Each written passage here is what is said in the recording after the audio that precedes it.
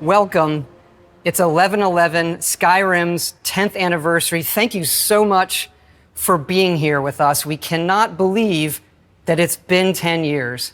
And the longevity of this game has been an incredible blessing to all of us here at Bethesda, and that's thanks to all of you. Yes, we made the game, but there's always that element that we can never create, and that's all of you coming into the world and making it your own.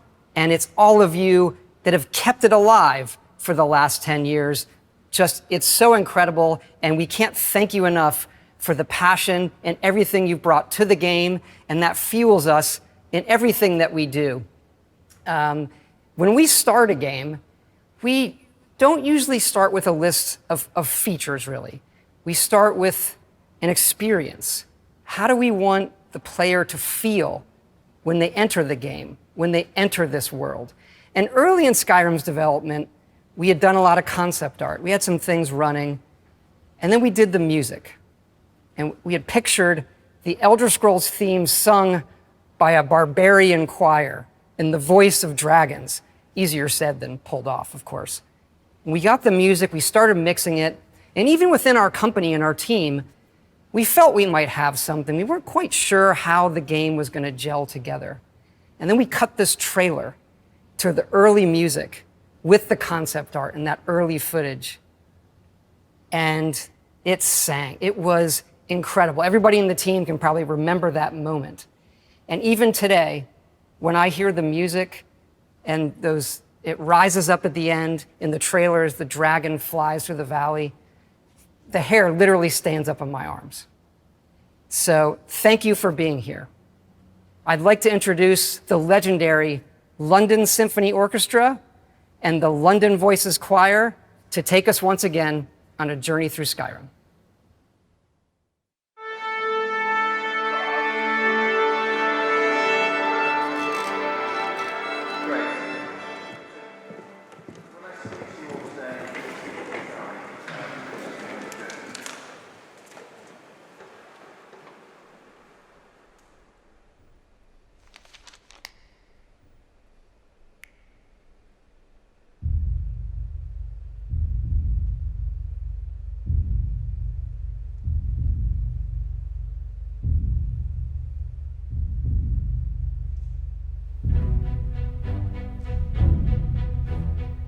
There's this wide open world, and every single thing in it you can interact with.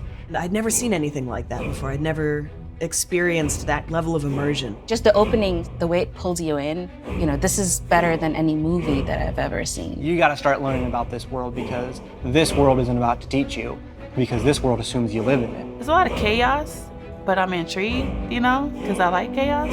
You're a god, and you don't know you're a god. And you just become stronger and stronger throughout it. I just had to have more. I had to know more, I had to see more.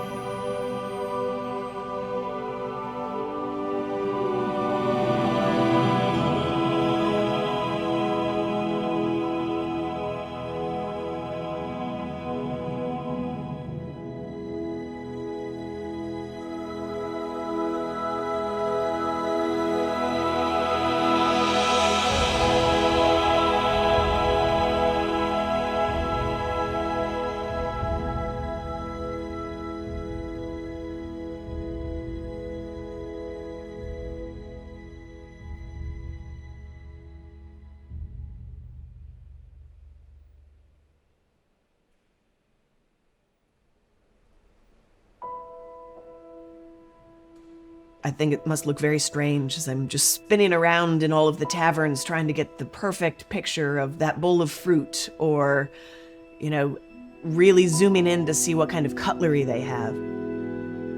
It's all these little obscure details that bring a world to life in our world.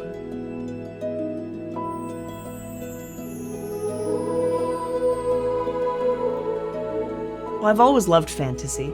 When I first played Skyrim, I'd never seen anything like that before. I'd never experienced that kind of immersion in a game. I just had to have more. If you lived in a world like Skyrim, wouldn't it be fun to make a meal from that?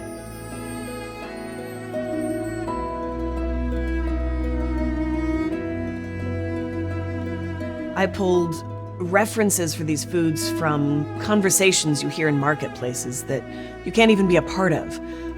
Someone's talking about the secret spiced wine recipe, and you think, all right, well, where do they get their spices? And so you wander down to the docks and you say, oh, there's a warehouse here. All right, so now we're getting somewhere. You kick open a barrel and you get potatoes and apples and leeks.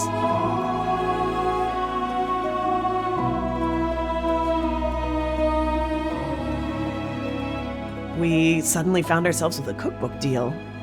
I could not have anticipated this is where my life would go. To be gatekeepers to this hidden world, its sight, its sound, its taste. Skyrim has very simple food, but they combine for these flavor powerhouses. It's delicious.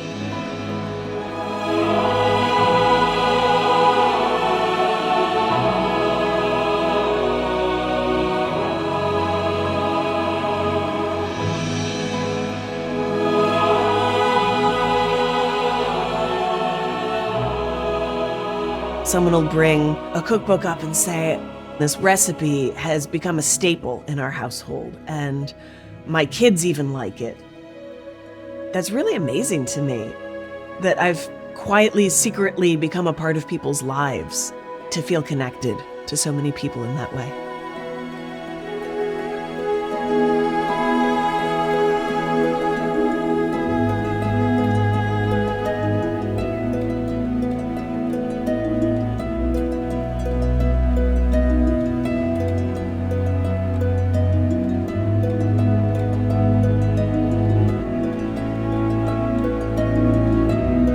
In Vermont, we have a very Skyrim-y winter, so all of the photos with snow are just in my backyard. It made me like winter a little bit better. It's beautiful in the game, so it makes it a little easier to find the beauty in real life, too.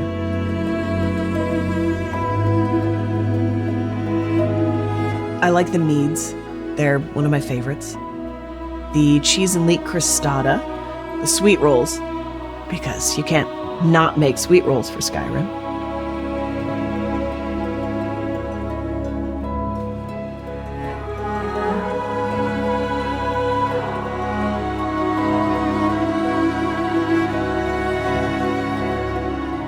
We could all use a little more escapism. It's an honor to be able to add to the world and to the fandom.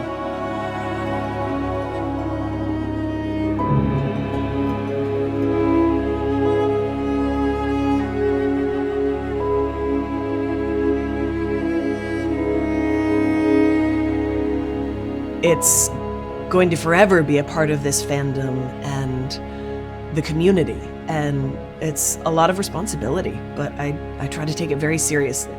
Not too seriously.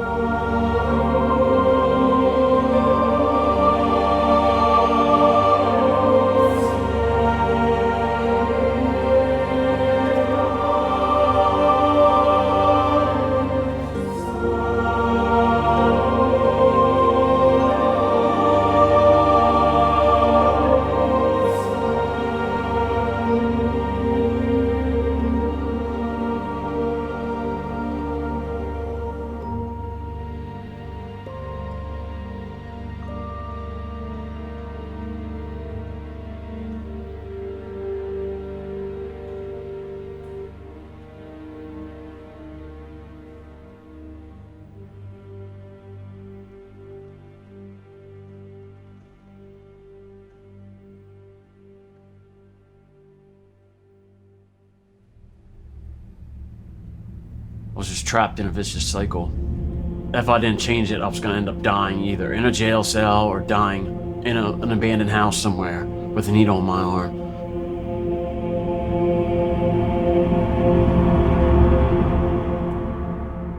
I grew up in Wrightsville, Pennsylvania, which is out in the country. Me and my stepbrothers, we'd play outside every day. It was a good childhood. When I was 20, I got addicted to opiate painkillers. After that, it was just a slope downhill to where eventually I was shooting heroin. Put my family through hell. They had enough, they kicked me out.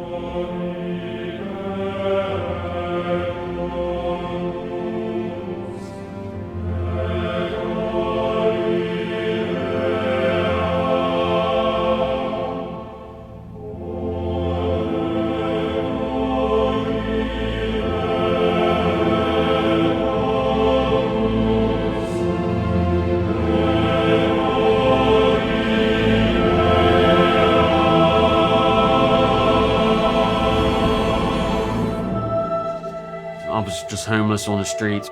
I just wanted to find a place to sleep, place to eat, and get my next fix of drugs. Day to day, try to survive, didn't have no hope for the future.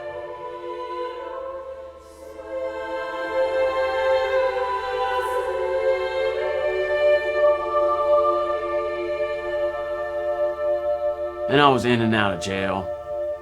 And eventually got caught selling heroin. I enrolled in a drug treatment court, and they found housing for me, which was a lot of restrictions that I just was never used to before. Curfews, going to meetings, NAAA meetings every single day, chores, community service. From 7 in the morning, had to be out of the recovery house, and had to be on the street looking for a job, walking everywhere till 5 o'clock at night, walking 10, 15 miles a day. So it was pretty exhausting.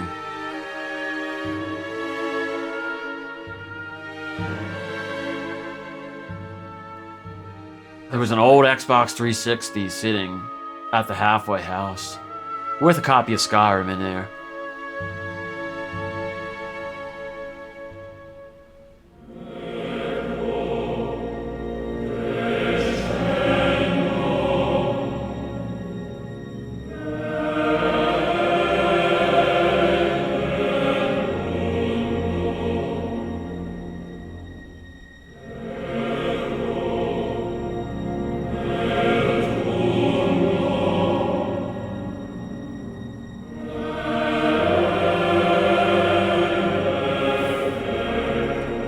Without Skyrim, I don't think I would have stayed in recovery.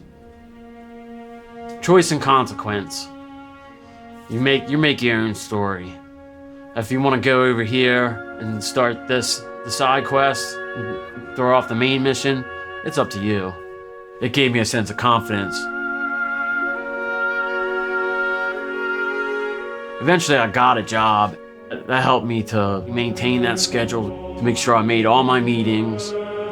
I still focused on Skyrim, still daydream about it while I was working.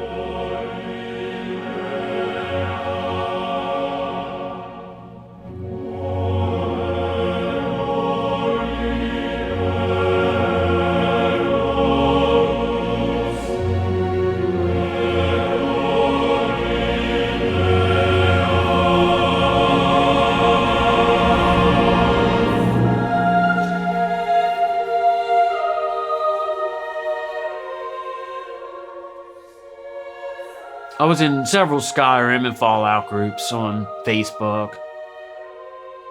There was this girl in there. Skyrim Addicts was the group. She was completely in love with Skyrim as much as I was. So it was just an instant connection.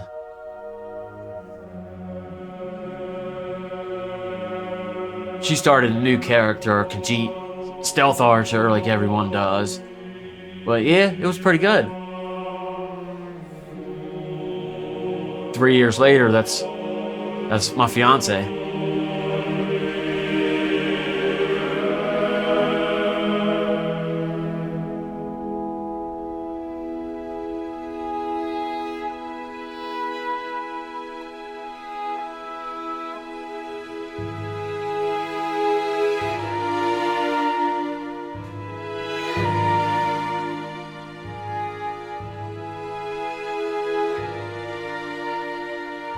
And then to have our son involved in it. Instead of having a teddy bear, he walks around with a sword. That's his thing, is running, sword fighting, just from watching us play Skyrim over the years.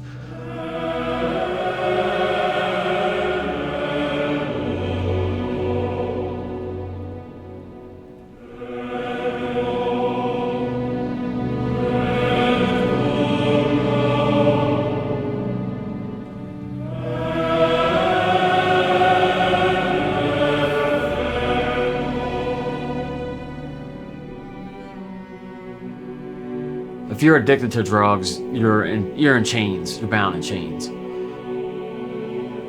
When I decided to change my life, I was in chains, just like the start of Skyrim.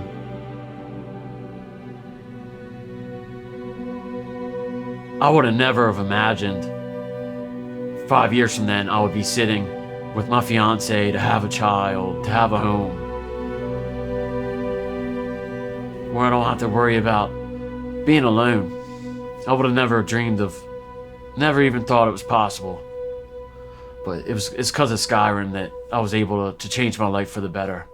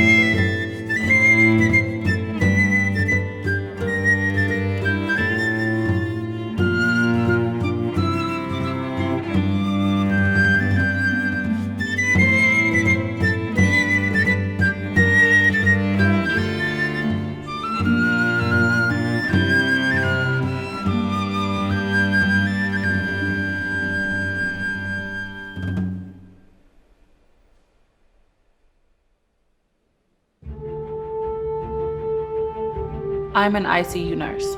I want to bring the compassion and the love from nursing into gaming.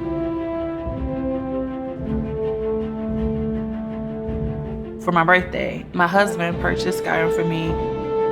It is different, especially since I've never played like anything like it before. And so I'm like, okay, wait, is dragons in this game? Okay, you know.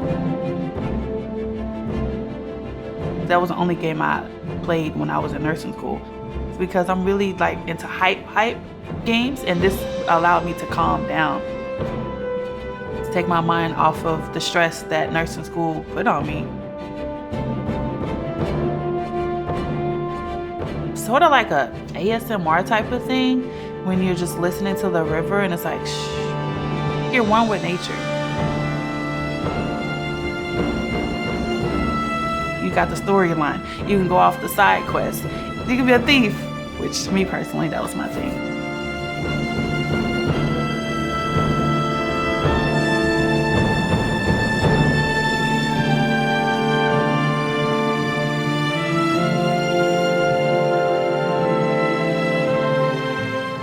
With Skyrim, you can't predict what's gonna happen because the dragon just pop up out of anywhere and then you're like, okay, here we go. It's the same like with nursing and the patients. They're scared. You have to make sure you put your game face on.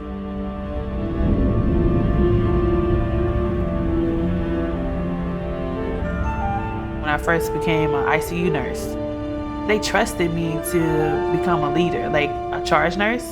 And I'm like, did this, I was the leader of the Dark Brotherhood. Like, I don't know, like, I know like a lot of people's like, you're so silly, this doesn't even make any sense, but it does, because before I became a nurse, I've already learned how to lead in the game.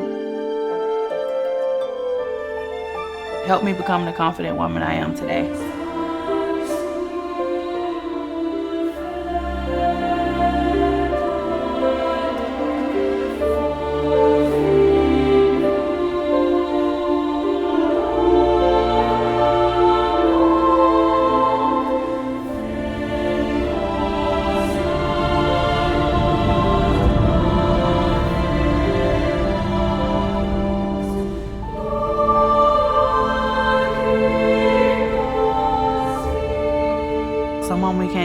But the ones that we do, after they get better, they'll come back and I'm like, hey, I appreciate you taking care of me. You don't understand, you saved my life, you helped me. And it's just really wonderful, like, to know that you had some part in that. So, it's so hard to see all of that stuff mentally and then try to detach from it when you come home. Playing Skyrim, I feel like I'm in a safe place.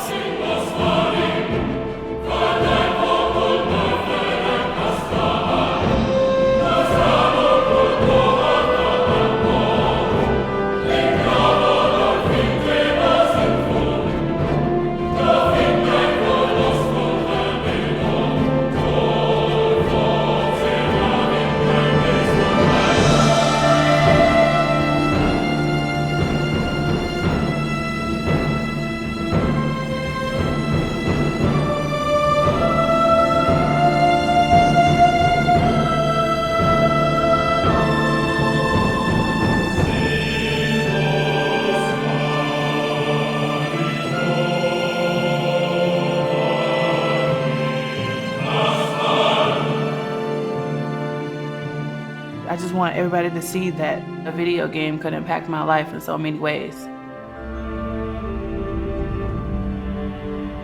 All right, hey y'all. I'm the community manager for Nora Network.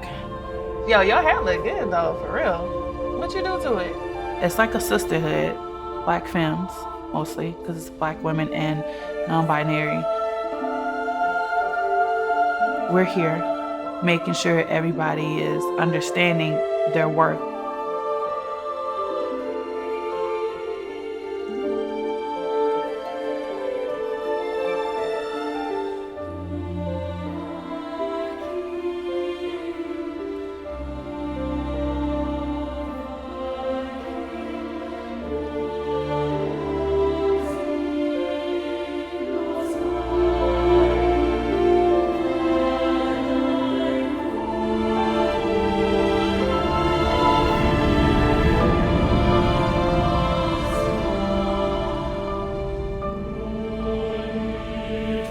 You always have that one game that actually changed everything for you.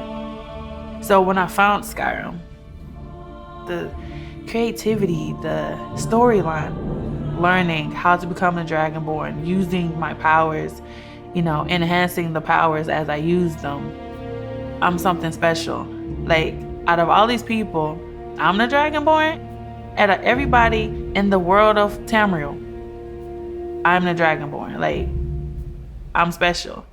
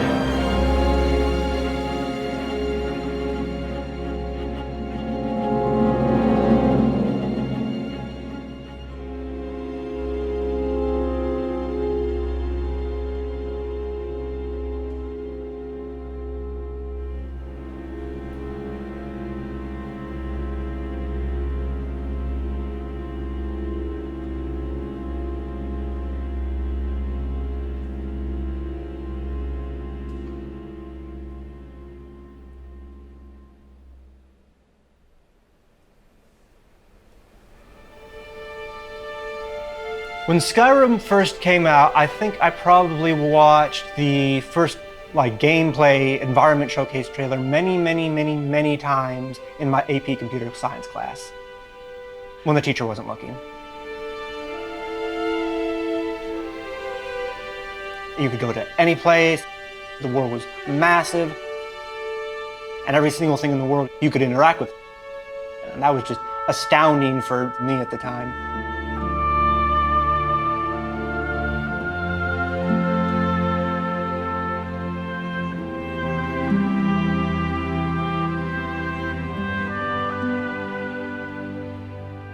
When I was a kid, we weren't really allowed to play any action video games during weekdays. I got my start making custom content on Morrowind. I'm gonna see if I can go into the files and change this.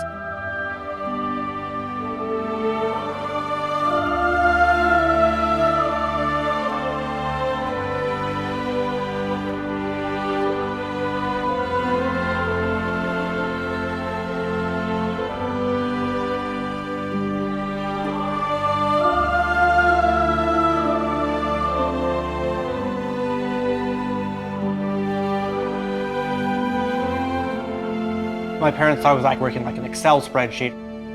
I would be working with mod tools and stuff to make the few games I had last even longer.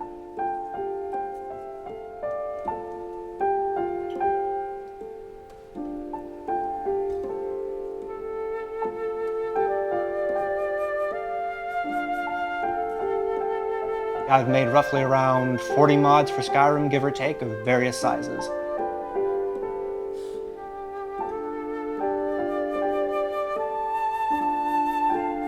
My best and most famous mod, I think, is the one that replaces all dragons with Thomas the Tank Engine.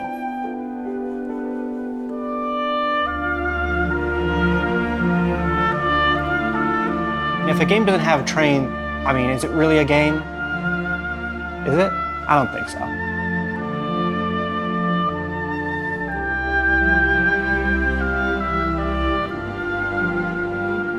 It was literally just a model swap. It took about 30 minutes to make. And I loaded up the game, and instead of the dragon coming down to rescue you from the execution by accident, it was just a tiny little Thomas the Tank Engine thing. And it was just the most hilarious thing I had ever seen. I was laughing for like 5 solid minutes because it was just so ridiculous to see this thing. Like, there's a scene where the dragon lands and burns a guy to death, but instead it's a tiny little Thomas the Tank Engine just lands and just expressionless breathes fire all over the guy. It was just amazing.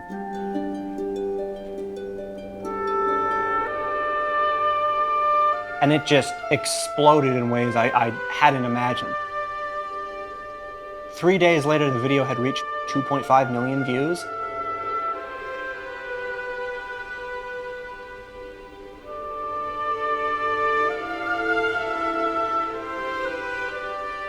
I was actually in college class. I see the 2 guys in front of me on the computer watching the video. And I'm like, you realize I made that, right? And they're like, no, you didn't. But I did.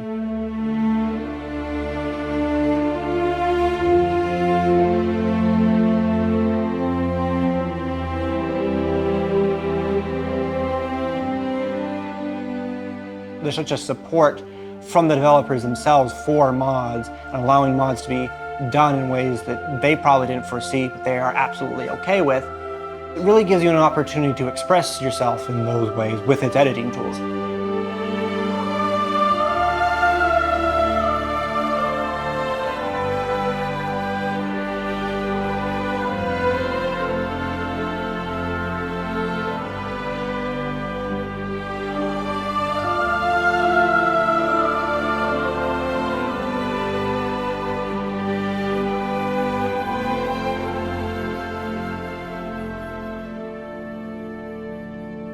Every day, fans are making this game even more massive. There's always new content to download and play. There's always new quest lines. There's always new technology being developed by modders to push the game even further beyond.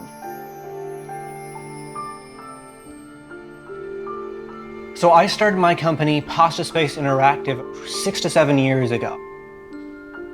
Without Skyrim, not only would I not have a career, I simply wouldn't be Trainwiz. I'd just be me. And I can't have that.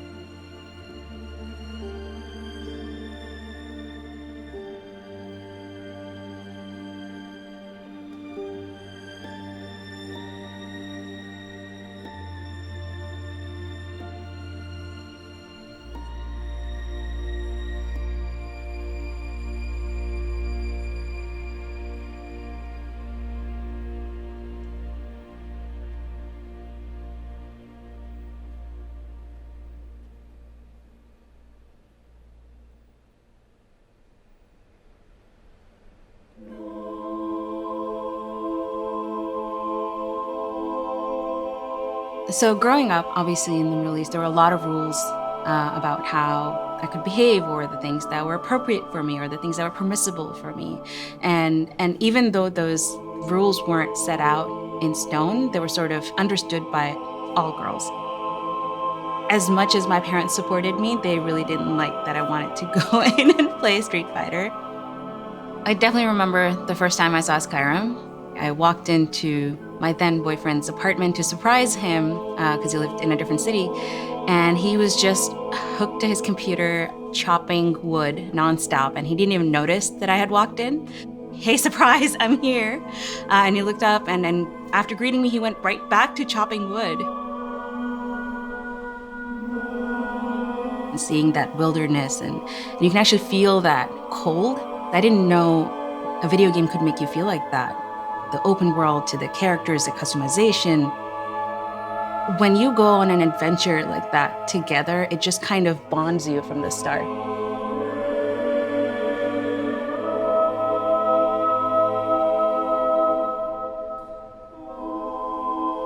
And the last time I remember feeling that way was as a child, where I was curious about things without any purpose. But now I was learning about these races and these regions in the game, and all these specific skills that I was probably never going to use in real life. And I was just as curious.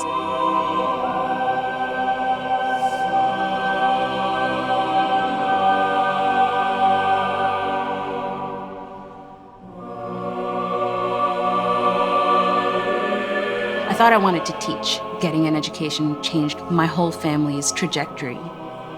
And he was like, what if you could do that through video games? You know, all these kids play games, and if you really want to teach them something, maybe you should consider making a video game. I was like, I have no idea how to make a video game. He's like, I do.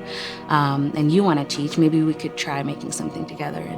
And I said yes. I said yes to many things after that. That was the beginning of many yeses after that. And we shortly got married and started a studio.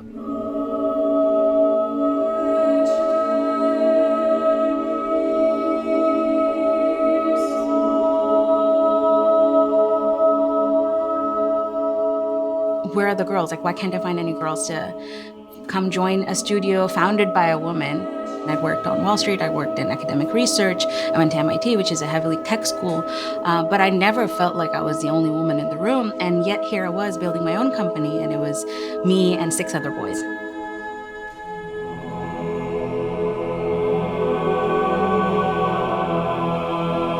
That was sort of the beginning of a social experiment that we now call Girls Make Games. We just wanted to run one summer camp and meet a whole bunch of girls who self-identified as gamers and ask them, you know, what they liked about games and whether they would consider working in the industry growing up. And it was such an emotional experience for everyone. They had found a place where they felt validated. It's hard to not be moved by that passion. And that was sort of like after the first summer, I went back to my team and I was like, hey guys, I think I'm gonna do this for a few years. And it's been 8 years since. To us, Skyrim is like that friend that brought us together, that friend that made the introduction, because we had just met and we're getting to know each other, and I was getting to know video games alongside him.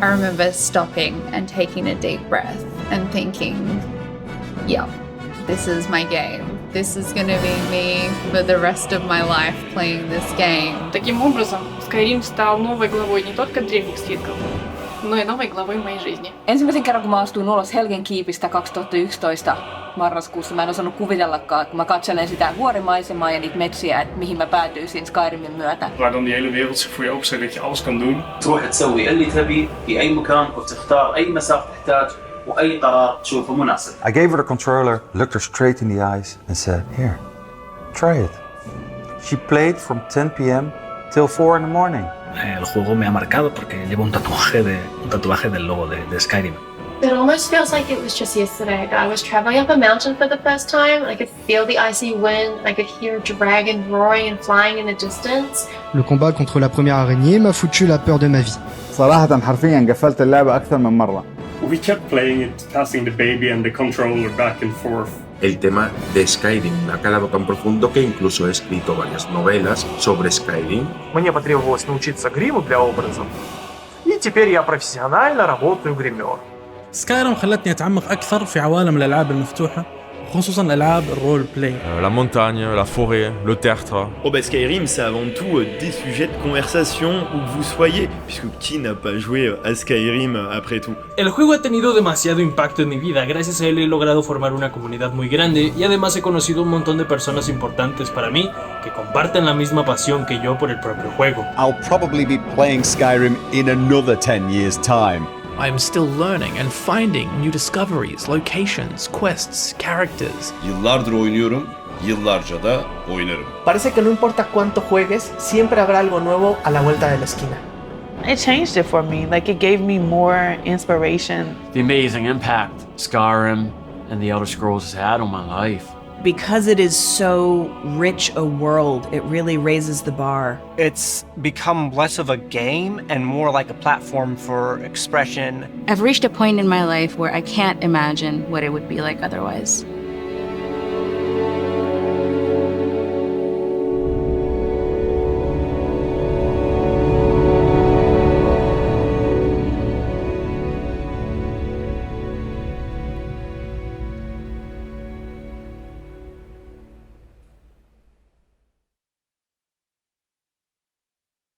Thank you. That was incredible.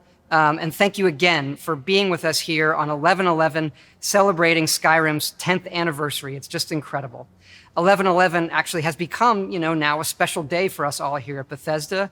And next year, we have our next game coming out on the same day. We have a little surprise for you. I would like to introduce our longtime collaborator and good friend, Inan Zur. Thanks so much, Todd. And yes, Skyrim, what a game. And yes, what a score. Hearing the famous London Symphony Orchestra playing it, and it's being sung by the amazing London voices, wow, that really gives me the goosebumps. Throughout the years, I got to compose so many games for Bethesda, from the Fallout series and Elder Scrolls Blades and others. I feel so fortunate and lucky to do it, and I really feel Bethesda is almost like part of my family. But now, let's take a little journey. Let's fly away from these snowy peaks of Skyrim, right into the stars.